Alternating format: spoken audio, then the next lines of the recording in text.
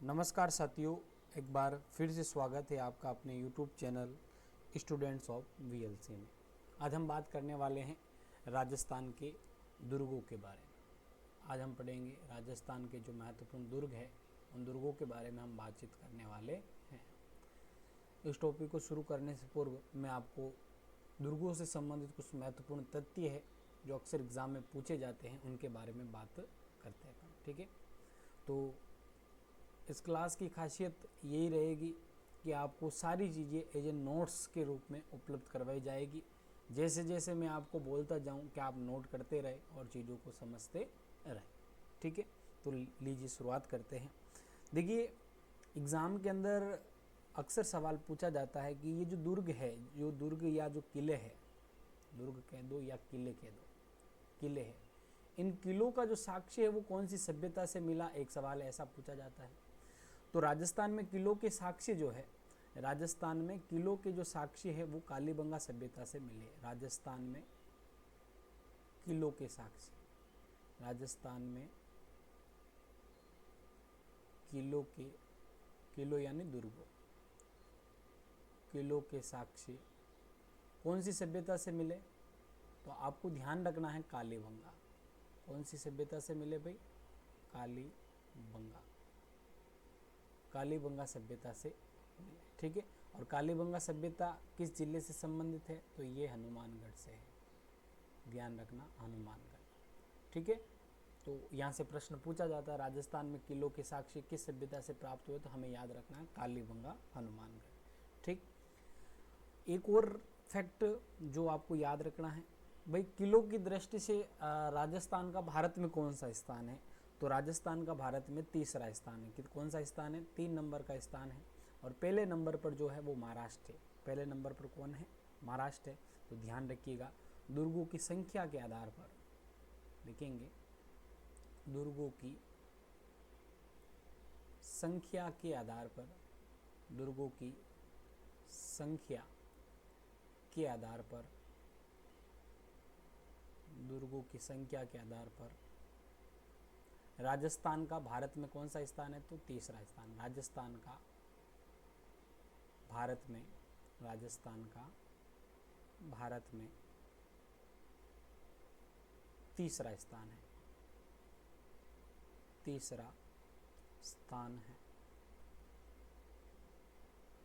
ध्यान रखना, ठीक है, तीसरा स्थान। तो प्रथम स्थान किसका है? तो प्रथम स्थान जो है वो है महाराष्ट्र राज्य का, प्रथम महाराष्ट्र राज्य का है। ये भी आपको ध्यान रखना है, प्रथम जो है वो किसका है?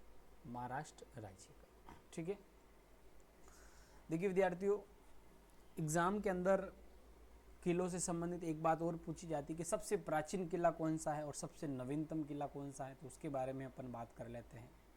तो सबसे प्राचीन किला, सबसे प्राचीन किला, राजस्थान का सबसे प्राचीन किला यदि पूछे, सबसे प्राचीन किला, तो राजस्थान का सबसे प्राचीन किला जो है वो हनुमानगढ़ जिले के अंदर स्थित है, भटनेर का किला, भटनेर किला।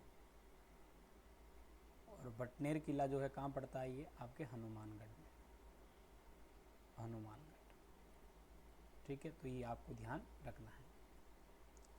और अगला सवाल, प्राचीनतम पूछ लिया तो नवीनतम पूछा जा सकता। तो सबसे नवीनतम किला राजस्थान का कौन सा है? तो सबसे नवीनतम, सबसे नवीनतम किला वो राजस्थान का कौन सा है? तो वो है आपका जैसलमेर के अंदर स्थित है मोहनगढ़ का किला। मोहनगढ़ दुर्ग कहाँ स्थित है? जैसलमेर में, जैसलमेर। ठीक है, तो ये चीज़ भी आपको ध्यान रखनी है। उम्मीद करता हूँ कि चीज़ें समझ में आ रही है। सारी क्लास अपनी एग्ज़ाम के पॉइंट ऑफ व्यू से ही है। एग्ज़ाम में अक्सर प्रश्न पूछा जाता है कि भाई राजस्थान के किलों के साक्ष्य किस सभ्यता से प्राप्त होते? तो कालीबंगा।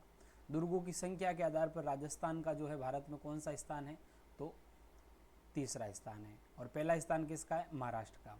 सबसे प्राचीन किला पूछे आपको तो भटनेर का किला, और सबसे नवीनतम किला पूछे तो मोहनगढ़, है ना। कहाँ है मोहनगढ़? जैसलमेर में। भटनेर का किला कहाँ है? हनुमानगढ़ में।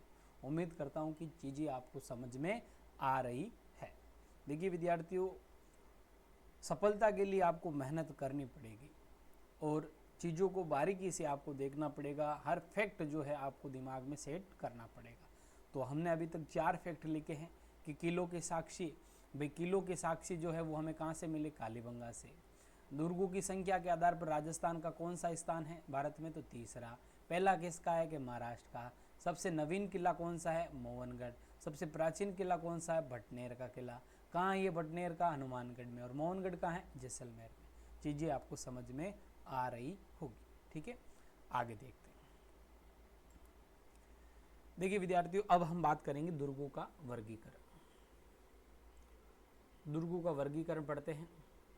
अलग अलग व्यक्तियों के द्वारा जो है इसका वर्गीकरण अलग अलग दे रखा है, तो हम देख लेते हैं। सबसे पहले नंबर 1 डालेंगे और मनुस्मृति के अनुसार। सबसे पहले अपन किसके अनुसार पढ़ेंगे, मनुस्मृति के अनुसार।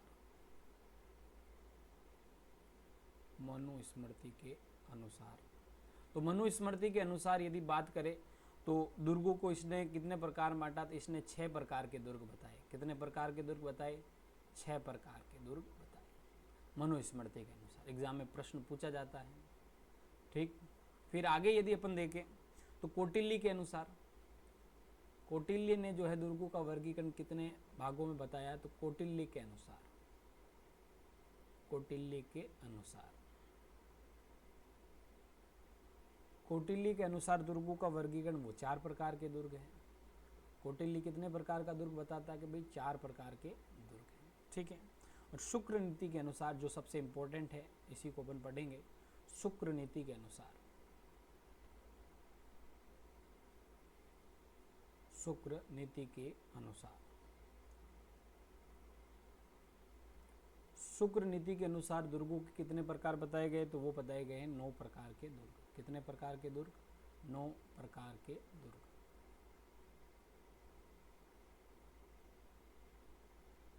तो अब एग्जाम में प्रश्न कैसे पूछा जा सकता है, भाई प्रश्न ये पूछा जा सकता है कि शुक्र नीति के अनुसार जो दुर्गों के प्रकार है वो कितने हैं, 9। कौटिल्य के अनुसार कितने हैं, 4। मनुस्मृति के अनुसार कितने हैं, 6। तो ये चीज़ आपको ध्यान रखनी है, ठीक है। समझ में आ रहा होगा आपको। देखिए इसके अलावा मैं आपको कुछ बातें नोट के रूप में बता देता हूँ। कुछ फैक्ट रह गए थे हमारे, तो नोट लिखिएगा। देखिए राजस्थान के दुर्गों के बारे में यदि हम बात करें तो राजस्थान के एक इतिहासकार हुए थे जिनका नाम था वीर विनोद। क्या नाम था, वीर विनोद। सॉरी, इतिहासकार की रचना है ये, वीर विनोद। वीर विनोद रचना। इतिहासकार जो थे वो थे श्यामल दास। श्यामल दास।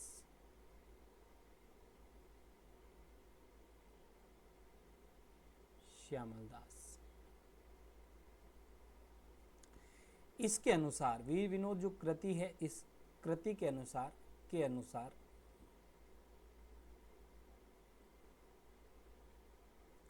मेवाड़ के जो 84 दुर्ग थे, मेवाड़ के 84 दुर्ग,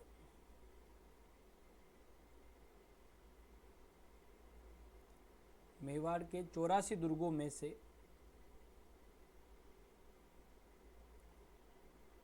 32 दुर्गों का निर्माण।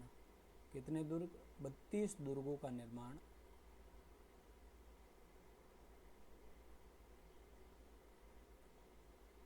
32 दुर्गों का निर्माण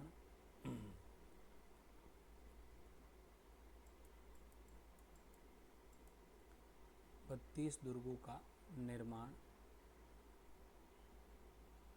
किसने करवाया, राणा कुंभा द्वारा। राणा कुंभा ने करवाया। राणा कुंभा द्वारा करवाया गया। तो ये इंपॉर्टेंट फैक्ट है, ध्यान रखिएगा। वीर विनोद जो रचना किसकी थी, श्यामल दास की थी। इसके अनुसार मेवाड़ के जो 84 दुर्ग थे उसमें से 32 दुर्ग अकेले किसने बना दिए, महाराणा कुंभा ने बनाए। तो ये फैक्ट भी आता है, इसलिए राजस्थान की स्थापत्य कला का जनक भी जो है हम राणा कुंभा को कहते हैं। आगे राजस्थान की हिस्ट्री के अंदर इसको भी देखेंगे, ठीक है। तो इस फैक्ट के अनुसार मैं आपको एक चीज़ और बता सकता हूँ कि राजस्थान में सर्वाधिक किलों के निर्माता यदि कहे तो वो राणा कुंभा है। तो ये भी फैक्ट आप लिख सकते हो। राजस्थान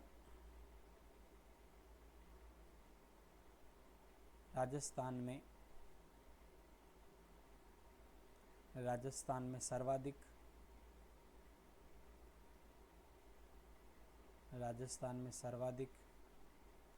किलो के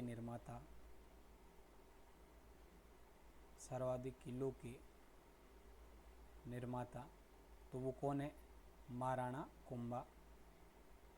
राणा कुंभा याद रखना आप। अभी मैंने बताया था 84 दुर्गों में से 32 दुर्गों का निर्माण अकेले किसने करवाया? राणा कुंभा ने करवाया। तो ये आपको ध्यान रखना है। और यदि अपन बात करें आगे, एक फैक्ट और लिख लीजिएगा, पश्चिमी राजस्थान जिसे मारवाड़ कहते हैं अपन, पश्चिमी राजस्थान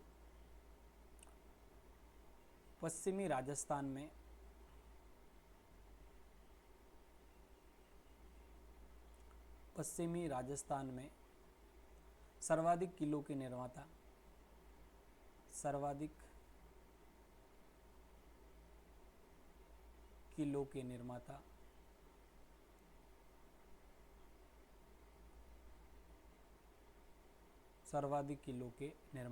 वो कौन थे भाई? वो थे आपके राव मालदेव। तो ये भी अक्सर एग्जाम में प्रश्न पूछा जाता है, ध्यान रखिएगा।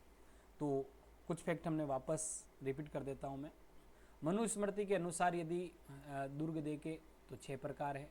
कौटिल्य के अनुसार दुर्ग देखे तो 4 प्रकार है। शुक्र नीति के अनुसार दुर्ग देखे तो 9 प्रकार है। वीर विनोद, ये श्यामल दास की रचना थी वीर विनोद। इसके अनुसार मेवाड़ के 84 दुर्ग, कितने दुर्ग? 84 दुर्गों में से 32 दुर्गों का जो निर्माण है वो किसने करवाया? महाराणा कुंभा ने करवाया, ठीक है। राजस्थान, इस फैक्ट के हिसाब से अपन कह सकते हैं कि राजस्थान में सर्वाधिक किलो के निर्माता कौन है? तो वो राणा कुंभा है। और पश्चिमी राजस्थान यानी मारवाड़, वहाँ सर्वाधिक किले किसने बनाए? तो वो बनाए राव मालदेव ने, ठीक है। तो ये चीज़ें आपको ध्यान होनी चाहिए। आगे देखिएगा,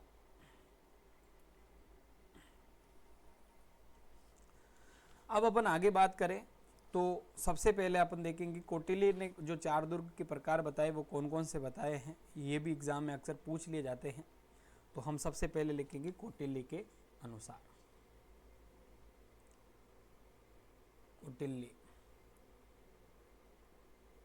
कौटिल्य ने जो दुर्गों के प्रकार बताए वो कितने बताए? कौटिल्य ने दुर्गों के 4 प्रकार बताए। कौटिल्य कहता है कि 4 प्रकार के दुर्ग हैं, 4 प्रकार के दुर्ग। अब कौटिल्य के अनुसार वो 4 प्रकार कौन से हैं तो मैं बता देता हूँ 4 प्रकार। सबसे पहले इसने पहला प्रकार बताया औदक दुर्ग।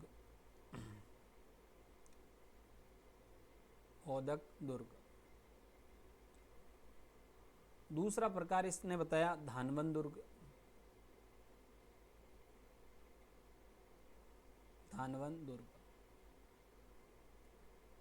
तीसरा इसने बताया गिरी दुर्ग।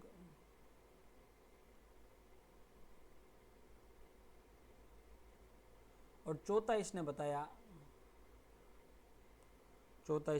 वन दुर्ग।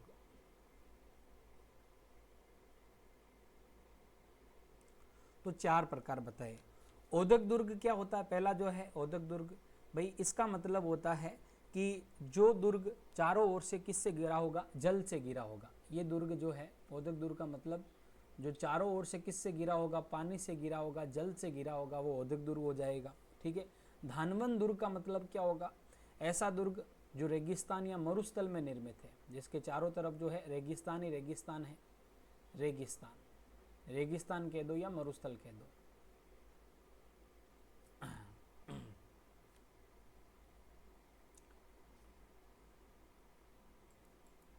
रेगिस्तान या मरुस्थल। जिन दुर्गों के चारों तरफ रेगिस्तान हो या मरुस्थल हो वो धानवद दुर्ग होंगे। गिरी दुर्ग का मतलब क्या हो गया? ऐसे दुर्ग जो पहाड़ी पर निर्मित दुर्ग होंगे वो कौन जाएंगे? आपके गिरी दुर्ग हो जाएंगे, ठीक है। और वन दुर्ग, जो दुर्ग वन में निर्मित हो, जिसके चारों ओर वन हो, जिसके चारों ओर क्या हो? वन हो, जंगल हो, वन या जंगल कह दो, जिन दुर्गों के चारों ओर वन हो या जंगल हो वो दुर्ग जो है किस श्रेणी में आएंगे, वन दुर्ग की श्रेणी में आएंगे। तो ये था कौटिल्य का वर्गीकरण। उम्मीद करता हूँ कि समझ में आया। देखो कौटिल्य ने कितने प्रकार बताए, 4 प्रकार बताए। कितने प्रकार बताए, 4 बताए। 4 कौन कौन से, औदक दुर्ग जो जल से घिरा होगा, धानवर दुर्ग जो रेगिस्तान या मरुस्थल से घिरा होगा, गिरी दुर्ग जो चारों तरफ से पहाड़ी से घिरा होगा, और वन दुर्ग पहाड़ी से घिरा होगा या पहाड़ी पर निर्मित, पहाड़ी के ऊपर जो किला होगा वो हो जाएगा आपका गिरी दुर्ग। और वन दुर्ग का मतलब जो चारों ओर वन से या जंगल से घिरा होगा। समझ रहे होंगे आप। ये था आपका कौटिल्य का वर्गीकरण जो अक्सर एग्जाम में पूछ लिया जाता है, जिसके बारे में हमने बात की। अब हम बात करते हैं सबसे इंपॉर्टेंट जो है वो है आपका शुक्र नीति के अनुसार।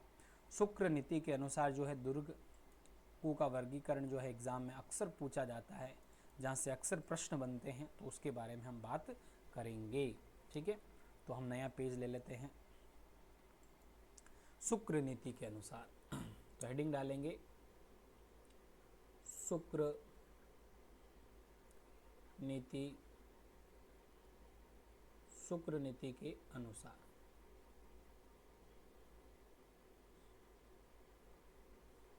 शुक्र नीति के अनुसार मैंने बताया था, शुक्र नीति में जो दुर्गों के प्रकार कितने बताए, वो 9 प्रकार बताए। कितने प्रकार बताए भाई, 9 प्रकार बताए। शुक्र नीति के अनुसार दुर्गों के प्रकार जो है वो 9 है। अब 9 कौन कौन से हैं, तो उसको अपन एक एक करके डिफाइन करेंगे। सबसे पहला जो दुर्ग है वो पारिक दुर्ग, नंबर 1 पारिक दुर्ग, पारिख दुर्ग, नंबर 1 पारिक दुर्ग। दूसरा, नंबर 2 दूसरा आ जाएगा पारिध दुर्ग, पारिध, पारिध दुर्ग। नंबर 3 तीसरा वो है धानवन दुर्ग। ये धानवन हमारे उसमें भी आया था, कौटिल्य में भी, धानवन दुर्ग।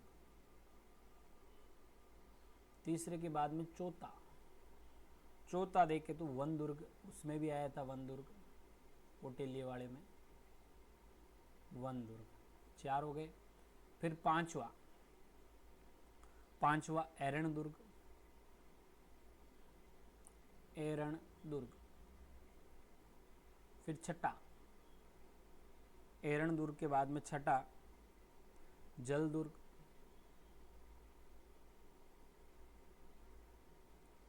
जल दुर्ग। सातवां, सातवां लिखेंगे अपन गिरी दुर्ग,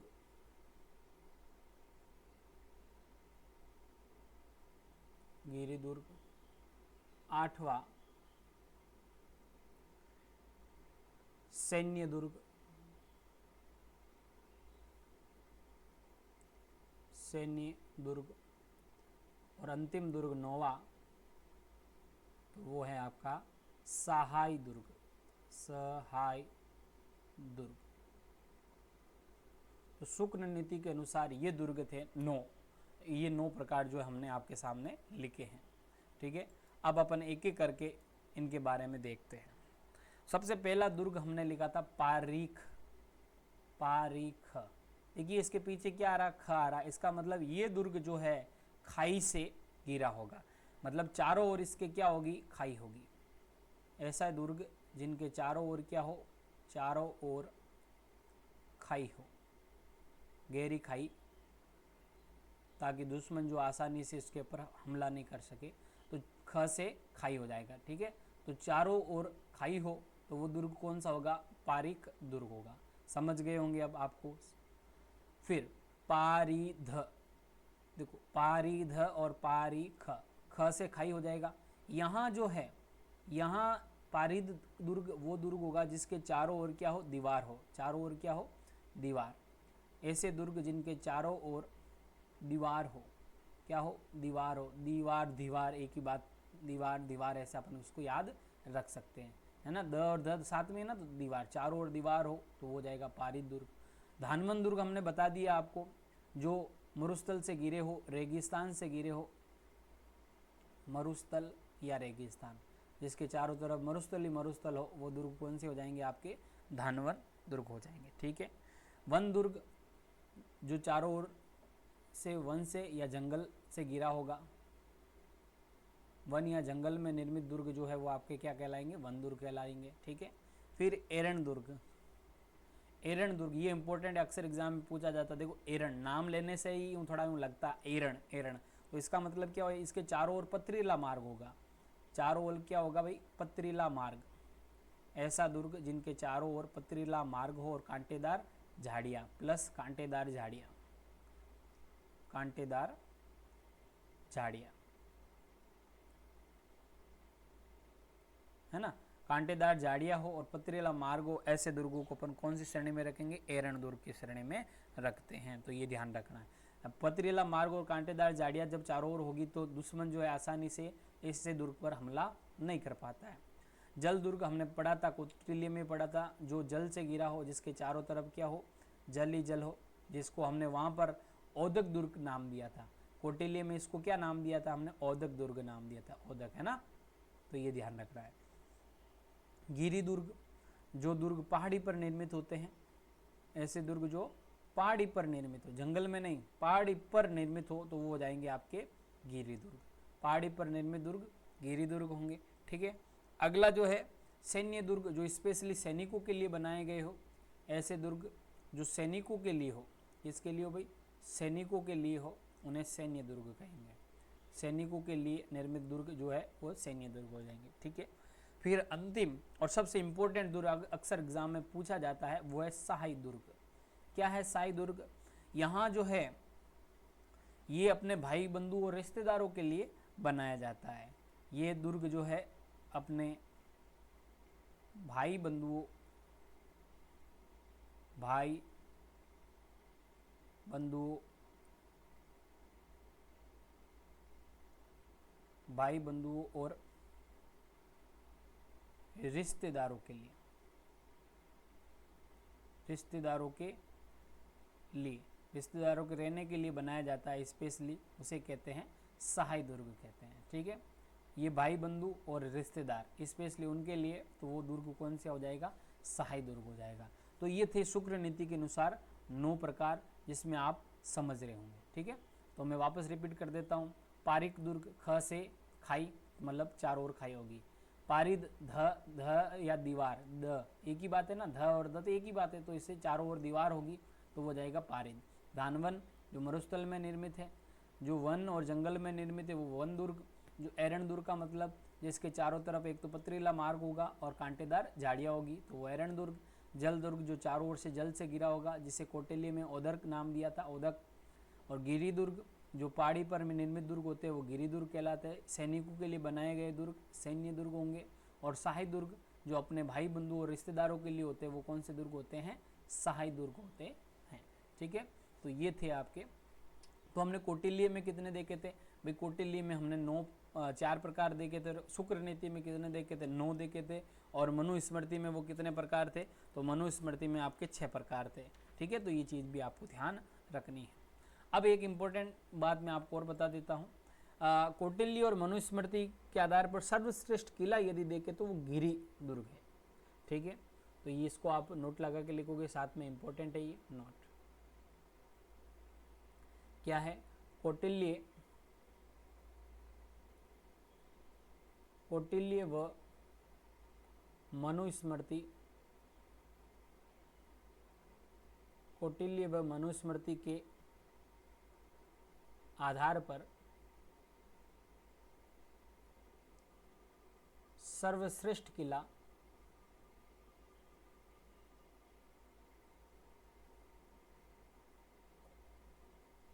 सर्वश्रेष्ठ किला किसे बताया गया, तो वो बताया गया गिरी दुर्ग। तो जो दुर्ग गिरी दुर्ग की श्रेणी में है वो सर्वश्रेष्ठ दुर्ग है, किसके अनुसार, कौटिल्य और मनुस्मृति के अनुसार। लेकिन शुक्र नीति के अनुसार, ये पहला फैक्ट था। दूसरा फैक्ट, शुक्र नीति के अनुसार सर्वश्रेष्ठ दुर्ग अलग है। तो शुक्र नीति के अनुसार, शुक्र नीति के अनुसार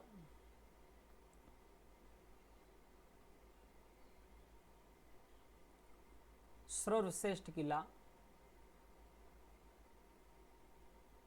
सर्वश्रेष्ठ किला, तो वो जो दुर्ग गिरी श्रेणी में, सैन्य श्रेणी में है, सैन्य दुर्ग जो होते हैं, सैन्य दुर्ग, उसे सर्वश्रेष्ठ बताया है, क्योंकि यदि कोई शत्रु दुर्ग के ऊपर हमला कर देता है और सैन्य दुर्ग वहीं बने हुए हैं तो सैनिक वहीं मिल जाएंगे, तो उन दुश्मनों का आसानी से सामना कर सके, इसलिए शुक्र नीति में सर्वश्रेष्ठ दुर्ग जो है सैन्य दुर्ग, जबकि कौटिल्य और मनुस्मृति के आधार पर सर्वश्रेष्ठ दुर्ग जो है वो कौन सा है, गिरि दुर्ग है।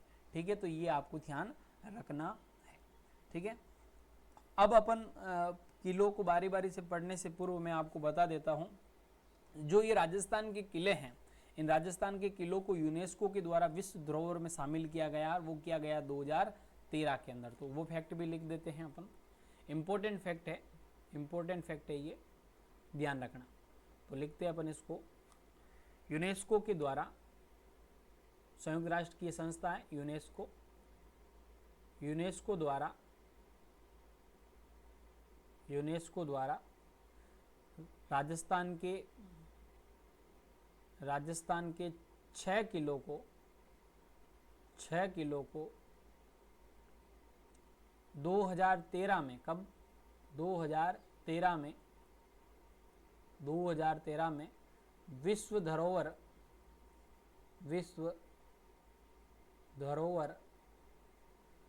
धरोहर की श्रेणी में रखा,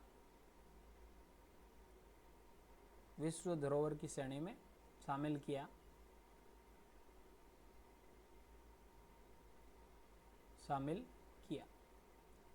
अब वो 6 किले कौन कौन से हैं, तो सबसे पहले मैं बात करूं तो नंबर 1 आमेर का किला, आमेर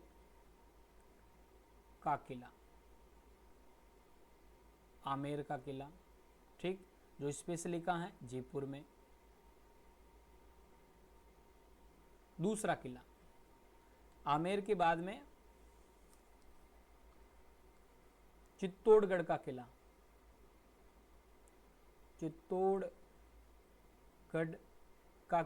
जो चित्तौड़गढ़ में है, चित्तौड़गढ़ का किला। तीसरा कुंभलगढ़ का किला,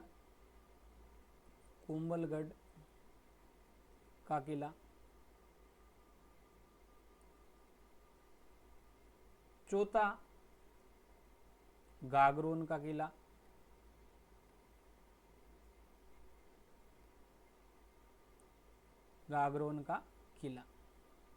पांचवा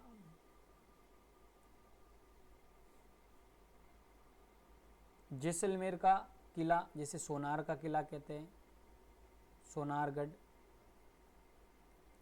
या जैसलमेर का किला।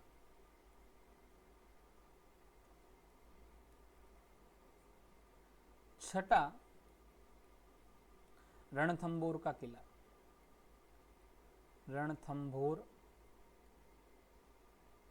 किला, जो स्पेशली कहाँ है, सवाई माधोपुर में है।